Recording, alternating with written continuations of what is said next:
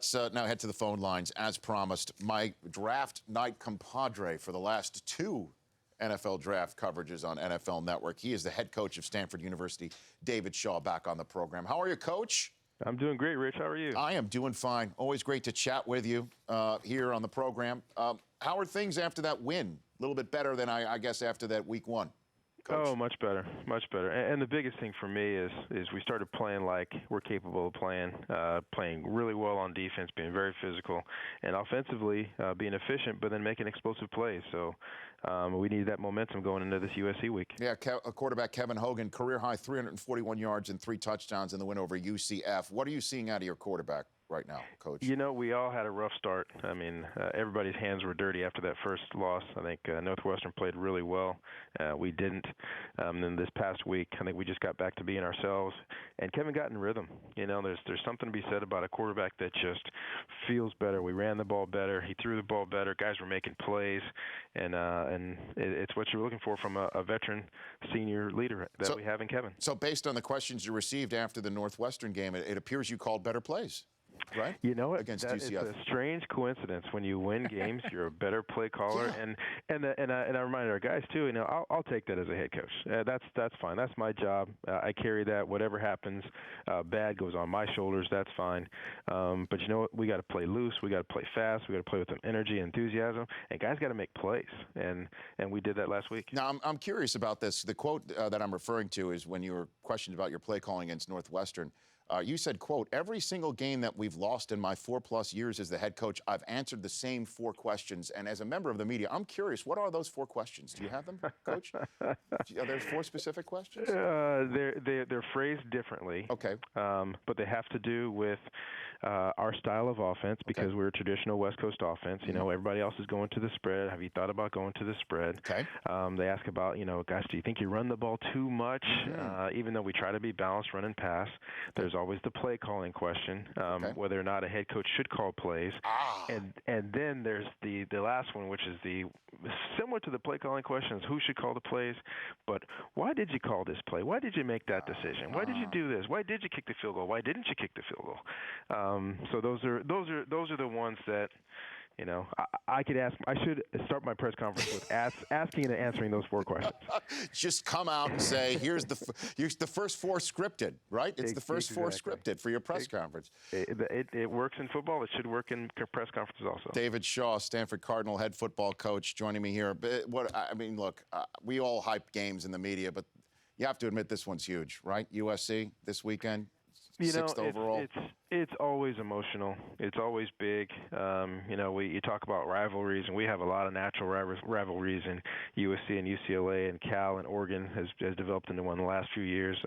This is one you don't worry about motivating the players. They're going to be motivated, and now we're going to make sure we're working on the right things, making sure that we're concentrated on ourselves and not just the situation of being in a big game against a very good team. It's about playing as well as we can play come Saturday. What are you seeing from Cody Kessler on film, Coach?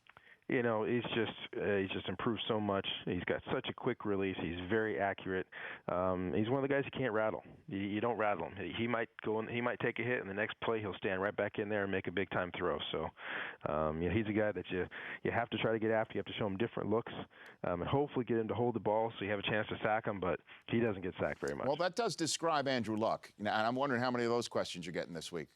You know, I am actively avoiding every comparison for every human being on the planet with Andrew Luck, right? Because there's a part of me that believes Andrew is not from this planet. He's such a special, rare, you know, category of a human being.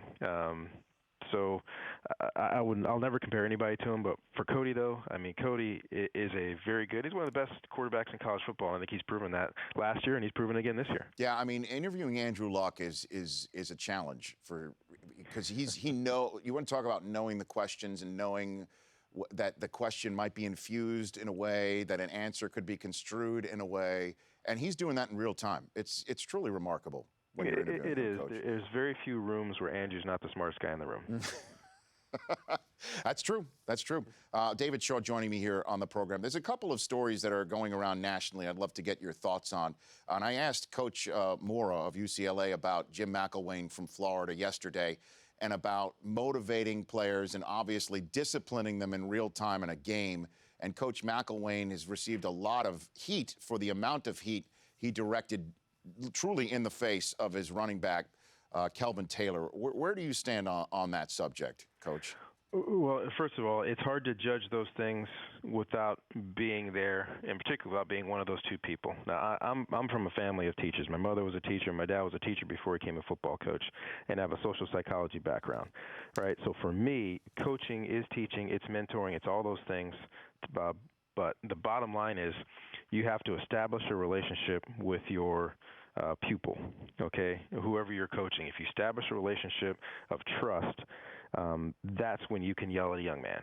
That's when you can tell him, what I'm saying to you right now, I'm saying I'm angry, but I want the best for you. Now, whether it's too far or not, only those two people have the relationship, and only those two people can judge. Because as coaches, we are very emotional. Players get very emotional. Sometimes they're screaming and yelling. It happens on the sidelines.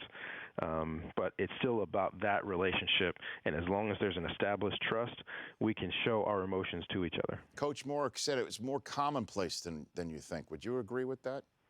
The other thing that I believe wholeheartedly is that everyone has different personalities, right? Because that's the question I get all the time because I replaced Jim Harbaugh here, and we have very, very different personalities.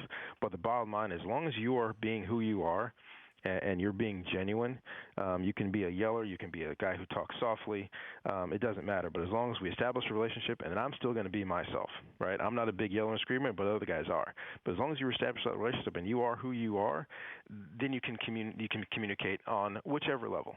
David Shaw, Stanford head coach, joining me here on the Rich Eisen Show. And the other story I wanted to just ask you about, I don't know if you saw this video of this young man from Linden, New Jersey high school, ripped a helmet off of the defender that was rushing, and he used the helmet then to hit this player in the head with it, and swung it like a weapon. And then there was that incident on the San Antonio high school field, which we all know where an official was targeted. What should I make of all of this, Coach? You are in these communities. You go recruit in these high school levels. Is this these two outliers, or are we seeing a more violent game and kids maybe being a little bit more out of control in this 21st century? Can you make heads or tails of this for me, Coach? That's so hard to say, and it's hard to make a sweeping assessment of what's going on in different places. I do know one thing we all know, the football is huge right now. It's so big, and the recruiting is big, and high school football is big, and everything's big now. So the incidents that happen get on social media and get on the news and get on ESPN and get on SportsCenter and get on everywhere. Mm-hmm. So that's an element that wasn't there 10 years ago. So it's hard to say that things are better or worse. What I will say this is, whenever an incident like this happens, you have to say, okay, what are the other 200 guys doing that are at that game? Right? It's still one person doing something that's awful, whereas that's what the story's going to be. It's not going to be about the two times that there was a huge collision of the football game and one of the guys helped pick the other guy up and patted him on the back and say, "Great job, man," right? Which happens in every single football game in high school, college, and the NFL. You see the Warriors mentality, which is we're going extremely hard against each other, but I respect you, which is the majority of what happens. It's when something happens as the outlier, that's where we put our attention on and try to make judgments on the rest of the people playing the sport, which I think that's a dangerous thing to do. How much do you talk to your players about how one slip-up can be videotaped and then in the palm of everybody's of their phones and suddenly in the palm of everybody's control? Right? Oh, there's no question. And I've used so many different examples, and one was Richard Sherman from 2 years ago. And Richard and I have talked about it multiple times. The NFC Championship game, post-game explosion on national TV was an emotional response that caught fires all over the world, and people made judgments on that. And what Richard and I talked about, hey, it was fair for people to make that judgment because Richard put that out there. But also what it did, it made people research and find out things about Richard. And they say, well, you know what? Wow, that was just an emotional response, but this is a phenomenal human being who cares about his community, who works extremely hard, who's a great teammate, and takes the game very seriously and takes his image very seriously. So, yeah, you have to be cautious of what you put out there because you could be judged on what you do put out there. You talked to Richard Sherman about that, huh? We talk about stuff like that. Absolutely. We talk about, first of all, we talk about family and all that stuff, but we talk about what you're putting out there as far as who you want people to be. Now, if they want to make judgments on that, that's fine. But you still control what you put out there to the world. Okay. Coach, I really appreciate you joining. Now, you do recall at one point I said you can offer my son a scholarship right now for Stanford, 2022? I don't know. How far out can you offer a kid a scholarship? I got to get his transcript first. I got to see his grades. Well, I mean, and then we'll. You should see his first grade homework right now. He did a word search last night. He crushed it.